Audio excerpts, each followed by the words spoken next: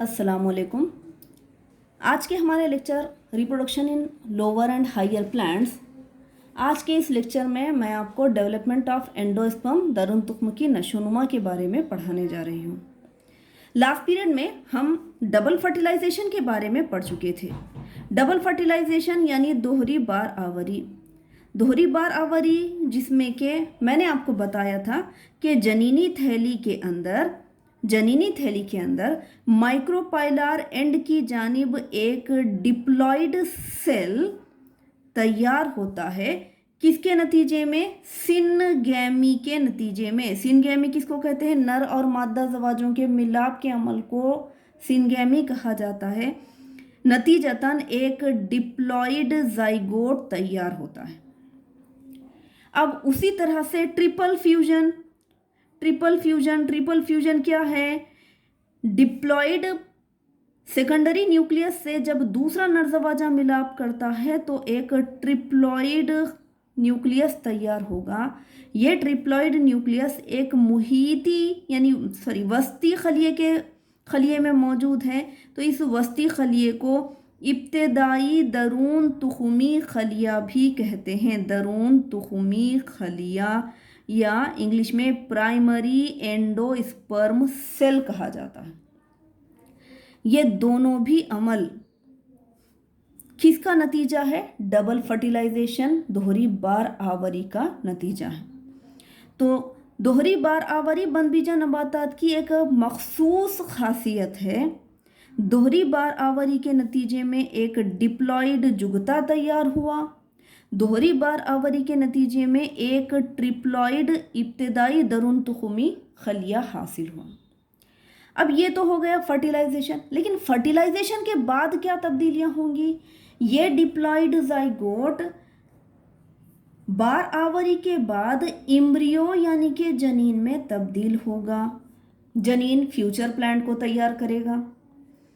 अब यही ट्रिप्लॉइड इब्तिदाई दरून तुख़ुमी खलियां बाद में नमू पाकर एक तग़ज़ियाती नसीज दरून तुख्म यानी कि एंडोस्पर्म में तब्दील होगा। ये तग़ज़ियाती नसीज है, ठीक है, ये तग़ज़ियाती नसीज है। तो एंडोस्पर्म एक तग़ज़ियाती नसीज है जो तग़ज़िया फ़राहम करती है। किसको? ये नमू पाने वाले जनीन को तग़ज़िया फ़राहम करती है। दोनों भी तब्दीलियाँ साइमल्टेनियस बिलतरतीब वाक़ होती हैं। यानी जुगता जनीन में तब्दील होना शुरू होगा तो इब्तिदाई दरून तुख़ुमी खलिया इस दरून तुख़ुमी ट्रिप्लॉइड नसीज को तैयार करेगा, ठीक है। तो आज यानी कि हम जो पढ़ने जा रहे हैं फर्टिलाइजेशन के बाद की तब्दीलियाँ। दरअसल हम डबल फर्टिलाइजेशन के बाद होने वाली तब्दीलियों के बारे में पढ़ रहे हैं। इन तब्दीलियों को दो हिस्सों में तकसीम किया जा सकता है। पहला हिस्सा है डेवलपमेंट ऑफ एंडोस्पर्म दरून तुख्म की नशोनुमा। ये पहला हिस्सा है। अब दरून तुख्म क्या है? दरअसल एक तग़ज़ियाती नसीज है। ये तग़ज़ियाती नसीज नमू पाने वाले जाइगोट यानी जुगते को जो कि इम्ब्रियो में कन्वर्ट होने वाला है उसको तग़ज़िया फ़राहम करती है, ठीक है। अब ये जो तग़ज़ियाती नसीज यानी एंडोस्पर्म है, इस एंडोस्पर्म का मोड ऑफ डेवलपमेंट यानी नशोनुमा के तरीक़े की मुनासिबत से इस दरून तुख्म यानी एंडोस्पर्म को 3 अलग अलग अक़साम में तक़सीम किया गया है। मोड ऑफ डेवलपमेंट नशोनुमा के तरीक़े की मुनासिबत से एंडोस्पर्म 3 अक़साम का होता है। पहली किस्म कहलाती है न्यूक्लियर टाइप ऑफ एंडोस्पर्म। दूसरी किस्म कहलाएगी सेलुलर टाइप ऑफ एंडोस्पर्म, जबकि तीसरी किस्म कहलाती है हीलोबियल टाइप ऑफ एंडोस्पर्म, ठीक है। इन तीनों के बारे में आज हमको पढ़ना है। चलिए सबसे पहले हम देखेंगे what is mean by nuclear type of endosperm. Nuclear type of endosperm किसको कहा जाता है? ध्यान में रखिए, हमको ये मालूम है कि जाइगोट का इम्ब्रियो में कन्वर्शन और प्राइमरी एंडोस्पर्म सेल का एंडोस्पर्म में कन्वर्शन, दोनों भी तब्दीलियां साइमल्टेनियसली बिलतरतीब जाहिर होने वाली हैं। तो इसका मतलब ये है कि हमको मालूम है कि ये जननी थैली में ये जाइगोट अब तब्दील होकर ऊस्पोर कहलाएगा। यानी ऊस्पोर किसको कहते हैं? देखो, ऊस्पोर का मतलब क्या है? ऊस्पोर दरअसल ये डिप्लॉइड जाइगोट, जब जाइगोट अपने अतराफ में एक प्रोटेक्टिव कवरिंग तैयार कर लेता है तो इसको ऊस्पोर कहा जाता है। अब ये जाइगोट क्या कहलाएगा? ऊस्पोर। लेकिन ये दरमियान का जननी थैली का जो बड़ा खलिया जो कि ट्रिप्लॉइड मरकज़ा रखता है, यहाँ मरकज़ा ट्रिप्लॉइड है, ट्रिप्लॉइड मरकज़ा रखने वाला ये प्राइमरी एंडोस्पर्म सेल अब ये एक तग़ज़ियाती नसीज में कन्वर्ट होने जा रहा है। तो न्यूक्लियर टाइप ऑफ एंडोस्पर्म किसको बोलेंगे? ध्यान में रखिए, ये जो ट्रिप्लॉइड न्यूक्लियस है ये लगातार free nuclear mitotic divisions, free nuclear mitotic divisions को जाहिर करेगा। क्या मतलब है फ्री न्यूक्लियर माइटोटिक डिविजन्स का? हम पहले भी ये टर्म का इस्तेमाल कर चुके हैं। फ्री न्यूक्लियर माइटोटिक डिवीजन का मतलब ये है कि ये ऊस्पोर, ठीक है, ऊस्पोर जो कि प्रो एम्ब्रियो को जाहिर कर रहा है, प्रो एम्ब्रियो, यानी यहाँ पर भी तब्दीलियाँ जाहिर होने वाली हैं, ठीक है। अब फ्री न्यूक्लियर माइटोटिक डिवीजन के नतीजे में ये जो ट्रिप्लॉइड मरकज़ा है ये लगातार मरकज़ी तकसीम के अमल से कई ट्रिप्लॉइड मरकज़ों को तैयार करेगा। खलिए माए की तकसीम नहीं हो रही है, बल्कि इस बड़े वस्ती खलिए में कई ट्रिप्लॉइड मरकज़े, ट्रिप्लॉइड न्यूक्लियाई जाहिर होंगे। अब नेक्स्ट स्टेज में इस ट्रिप्लॉइड न्यूक्लियाई, ये प्रो एम्ब्रियो, ठीक है, यहाँ पर प्रो एम्ब्रियो, हम इसके बारे में आगे पढ़ने वाले हैं। अब ये दरमियान में एक वैक्यूल जाहिर होगा। दरमियान में क्या जाहिर हो रहा है? एक वैक्यूल या खालिया। वैक्यूल जाहिर होने के नतीजे में ये जो ट्रिप्लॉइड न्यूक्लियाई है, ये ट्रिप्लॉइड न्यूक्लियाई मुहीत की जानिब धकेल दिए जाएंगे, टुवर्ड्स द पेरीफेरी, मुहीत की जानिब ये ढकेल दिए जाएंगे, ठीक है। अब उसके बाद हर मरकज़े के अतराफ में खलिए माए की कुछ ना कुछ मकदार जमा होना शुरू होती है। नतीजतन ट्रिप्लॉइड नसीज मुकम्मिल तौर पर ज़ाहिर होगी, ठीक है। हर ट्रिप्लॉइड मरकज़े के अतराफ में खलिए माए की मकदार जमा हो जाएगी और यहाँ पर ये प्रो एम्ब्रियो वाली साख्त है, ठीक है, ये हम बाद में पढ़ेंगे। प्रो एम्ब्रियो यहाँ पर मौजूद है।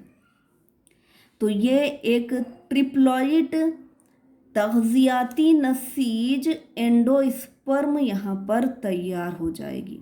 इस तरह का एंडोस्पर्म तग़ज़ियाती नसीज की नशोनुमा का जो तरीक़ा है, चूँकि इस तरीक़े में फ्री न्यूक्लियर माइटोटिक डिवीजन्स ही ज़ाहिर हो रहे हैं, इस तरीक़े से तैयार होने वाला एंडोस्पर्म दरुन तुख्म न्यूक्लियर टाइप ऑफ एंडोस्पर्म कहलाता है। इस तरह का न्यूक्लियर टाइप ऑफ एंडोस्पर्म तकरीबन 161 फैमिलीज़, एंजियोस्पर्मिक फैमिलीज़, बंदबीजा नबातात से ताल्लुक़ रखने वाले तकरीबन 161 ख़ानदान के नबातात में एंडोस्पर्म की नशोनुमा का अमल न्यूक्लियर टाइप किस्म का होता है, ठीक है। अब इसके लिए हम कॉमन एग्जाम्पल अगर हम देखें तो हमको पता चलना चाहिए, वीट गेहूं में एंडोस्पर्म की नशोनुमा का तरीक़ा यही है। सनफ्लावर सूरजमुखी में एंडोस्पर्म का नशोनुमा का तरीक़ा यही है। कोकोनट यानी नारियल में भी एंडोस्पर्म के नशोनुमा का जो तरीक़ा है वो यही है।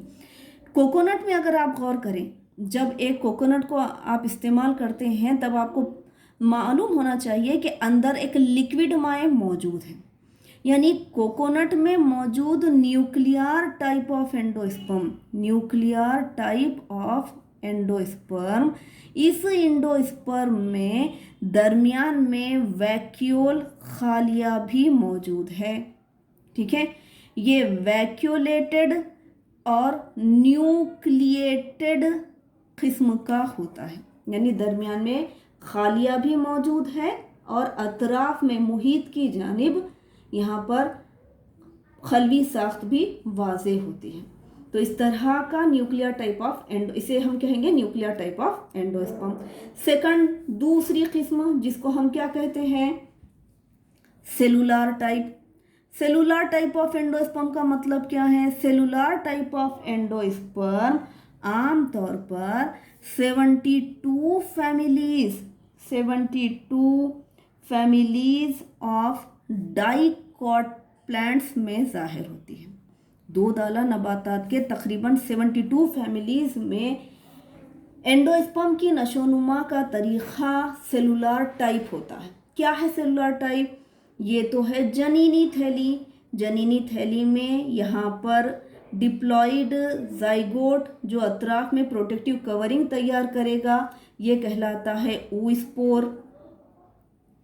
ठीक है, जबकि यहाँ पर ट्रिप्लॉइड प्राइमरी एंडोस्पर्म सेल मौजूद है। ये प्राइमरी एंडोस्पर्म सेल एक एंडोस्पर्म नसीज को तैयार करने जा रहा है, जिसको हम सेलुलर टाइप कह रहे हैं। अब सेलुलर टाइप में किस तरह का डेवलपमेंट है?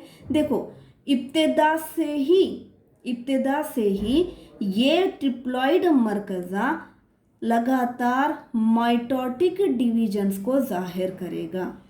माइटोटिक डिवीजन्स नतीजतन ये oospore का डेवलपमेंट शुरुआत से ही लगातार खलवी साख्त जाहिर होने लगती है। ठीक है, ध्यान में रखिए, ये तो हो गया oospore या फिर इसको हम बोलेंगे प्रो एम्ब्रियो। ठीक है, प्रो एम्ब्रियो। लेकिन ये जो साख्त मौजूद है, ये साख्त में इब्तिदा से ही खलवी साख्त जाहिर होती है। बाद के स्टेज में यहाँ पर प्रो एम्ब्रियो और ये ट्रिप्लॉइड नसीज यहाँ पर शुरुआत से ही जाहिर होती है, यानी karyokinesis is followed by cytokinesis. शुरुआत से ही ट्रिप्लॉइड नसीज एंडोस्पर्म का जाहिर होने का अमल अंजाम पाता है। इस तरह का mode of development cellular type of endosperm कहलाता है, जो कि 72 फैमिलीज ऑफ डाइकॉट प्लांट्स में देखी गई है।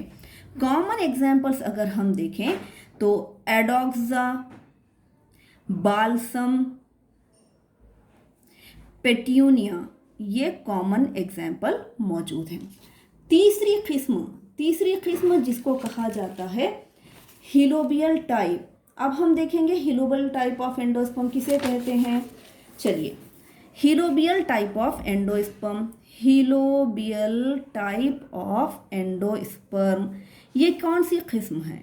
हिलोबियल टाइप ऑफ एंडोस्पर्म दरअसल इस तरह का दरुन तुख्म मोनोकॉट यानी कि एक दाला नबातात का एक सिलसिला एक ऑर्डर है।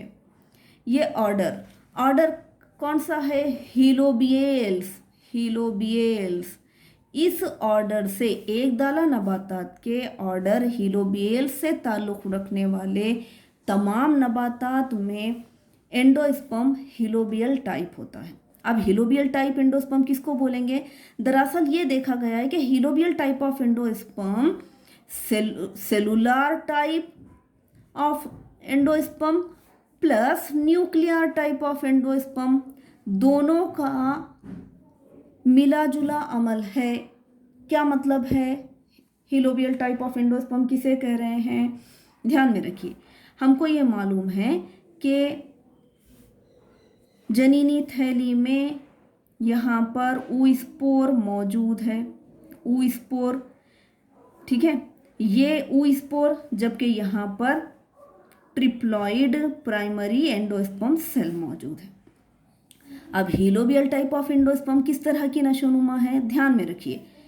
ये जननी थैली में जब oospore नमो पाकर प्रो एम्ब्रियो में कन्वर्ट होता है, प्रो एम्ब्रियो में कन्वर्ट होता है, तब साइमल्टेनियसली ये ट्रिप्लॉइड प्राइमरी एंडोस्पर्म सेल का मरकज़ा दो मसावी हिस्सों में बट जाता है। ठीक है, इसको हम बोलेंगे माइटोटिक डिवीजन। कौन सी तकसीम होगी, माइटोटिक डिवीजन।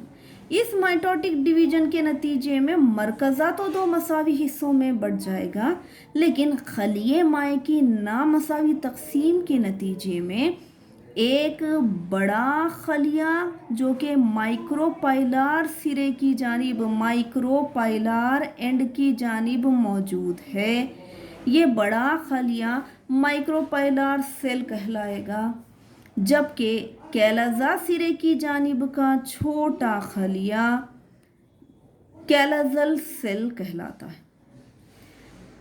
यानी मरकज़े की तो मसावी तकसीम हो रही है, लेकिन खलिए माए की गैर मसावी तकसीम के नतीजे में माइक्रोपाइलार एंड की जानिब बड़ा खलिया, बड़ा कंपार्टमेंट, कैलाजल एंड की जानिब छोटा खलिया, छोटा कंपार्टमेंट यहाँ पर तैयार होगा। अब उसके बाद के मराहिल में हर एक कंपार्टमेंट में लगातार फ्री न्यूक्लियर माइटोटिक डिवीजन्स जाहिर होंगे, लगातार फ्री न्यूक्लियर माइटोटिक डिवीजन, यानी सिर्फ कैरियोकाइनेसिस हो रहा है, साइटोकाइनेसिस का अमल नहीं हो रहा है, ये प्रो एम्ब्रियो है। ठीक है, दोनों कंपार्टमेंट में, माइक्रोपाइलार कंपार्टमेंट, कैलाजल कंपार्टमेंट में लगातार फ्री न्यूक्लियर माइटोटिक डिवीजन्स यहाँ पर जाहिर होती हैं। अब दोनों खलियात में दरमियान में वैक्यूल जाहिर होगा, वैक्यूल के नतीजे में ये ट्रिप्लॉइड न्यूक्लियाई मुहित की जानिब धकेल दिए जाएंगे। फिर बाद में यहाँ पर हर मरकज़े के अतराफ खलिए माए की मकदार जमा होती जाएगी और फिर खलवी साख्त ज़ाहिर होगी। तो इस तरह से यहाँ पर दोनों का, यहाँ पर यानी ये जो हीलोबियल टाइप ऑफ एंडोस्पर्म है, ये सेलुलर टाइप और न्यूक्लियर टाइप का मिक्स कहा जाता है। ठीक है, तो इसे यानी ये इसका जो एग्जाम्पल है वो एग्जाम्पल कौन सा है, एस्फोडिलस। एस्फोडिलस ये एक दाला नबातात का हीलोबियल्स ऑर्डर से ताल्लुक़ रखने वाला पौधा है। इसमें यानी तमाम हीलोबियल्स ये ऑर्डर वाले जितने भी नबातात हैं उनमें एंडोस्पर्म की नशोनुमा का अमल हीलोबियल टाइप ही होता है। तो इस तरह से तीन अक़साम के एंडोस्पर्म की नशोनुमा के बारे में पढ़ चुके हैं। एक याद रखने के लिए मैं आपको एक चौथी किस्म बता रही हूँ जिसको कहा जाता है मोज़ाइक एंडोस्पर्म। मोज़ाइक एंडोस्पर्म जो कि मेज़ यानी मकई के पौधे में देखा गया है। मोज़ाइक एंडोस्पर्म किसको बोलेंगे, मोज़ाइक एंडोस्पर्म यानी ये एक ऐसी नसीज है जिसमें डिफरेंट टाइप्स ऑफ, ये 2 डिफरेंट टाइप्स ऑफ कलर्स देखे गए हैं। ठीक है, कलर पैचेस देखे गए हैं। यानी मेज़ मकई के पौधे में जो एंडोस्पर्म मौजूद है उस एंडोस्पर्म को मोज़ाइक एंडोस्पर्म कहा जाता है। एंडोस्पर्म तो एक तग़ज़ियाती नसीज है, लेकिन इस तग़ज़ियाती नसीज में डिफरेंट कलर पैचेस रखने वाले डिफरेंट सेल्स ज़ाहिर होते हैं। डिफरेंट सेल्स, अलग अलग खलिया ज़ाहिर होते हैं, तो इसे मोज़ाइक एंडोस्पर्म भी कहा जाता है। ठीक है, यहाँ तक रहने दें। नेक्स्ट पीरियड में हम बहुत जल्द ही डेवलपमेंट ऑफ एम्ब्रियो के बारे में पढ़ेंगे। अल्लाह हाफिज़।